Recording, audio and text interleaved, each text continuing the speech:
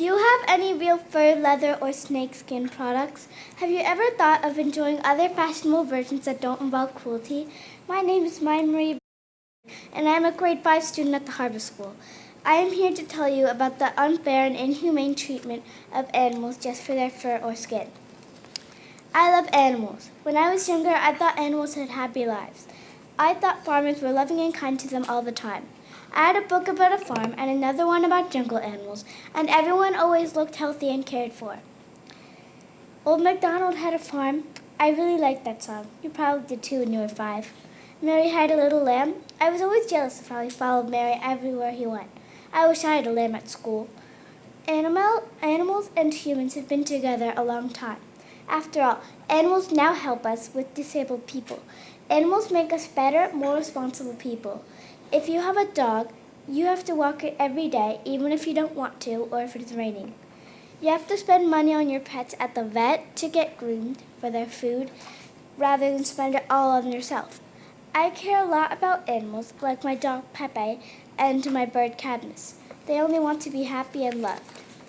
It's not just because I am an animal lover that I think we should think twice before we decide to be cruel to them just for fashion. If I wasn't an animal lover, I would still care because I hate seeing things in pain. I think people don't mean to be cruel. They don't know or they don't want to know.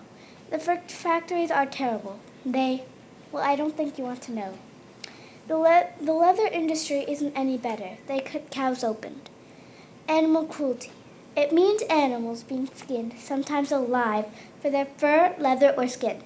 The skins, fur, and leather are used to make exotic-looking bags, leather boots, or fur coats.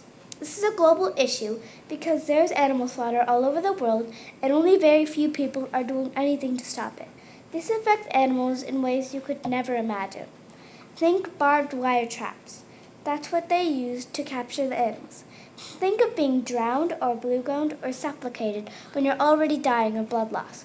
That's what they do to kill the animals after they've been in tiny cages with inhumane conditions. About 50 billion animals are dying all over the world each year for the same reason. 70 million of those animals are in the fur industry alone. Some animals are even becoming extinct. One of them is the harp seal. Most people don't even know that animal exists. The harp seal is a seal that has white fluffy fur and that is often in demand. During breeding season, all the harp seals are killed before their fur can turn a leathery gray. This particular type of seal is dying because it has natural, white fluffy fur. If the killing goes on, it will start to affect our future generations. Do you want your children to think that foxes, cows, and snakes and harp seals and more only exist in old storybooks? I don't. That's what happened to the woolly mammoth. These factories are also causing air pollution. So if you help me, you'll be helping the air around you too. To help the animals, I designed a petition and signed one myself. Here's my petition. I promise not to wear fur, leather, or animal skins for a week, month, year. I promise to fight for the freedom of these caged animals. I put it in the main campus of our school and both of the annexes. I got around 20 signatures. I also sent an email to Edwina Bear from PETA, People for the Ethical Treatment of Animals. I signed a petition that was on the PETA website, and I encourage you to read and sign it also. As a result, Ms. Bear answered all of my questions but was not able to make it to the conference. To get involved, you can sign my petition, which is in front of my poster board. You can donate to companies like PETA or SPCA or sign petitions on the internet.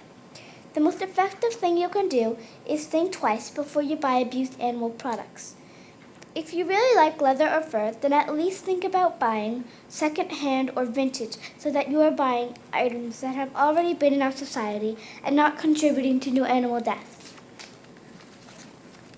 There are a lot of stores that make amazing things without cruelty to animals, like American Apparel, Calvin Klein, and Nike.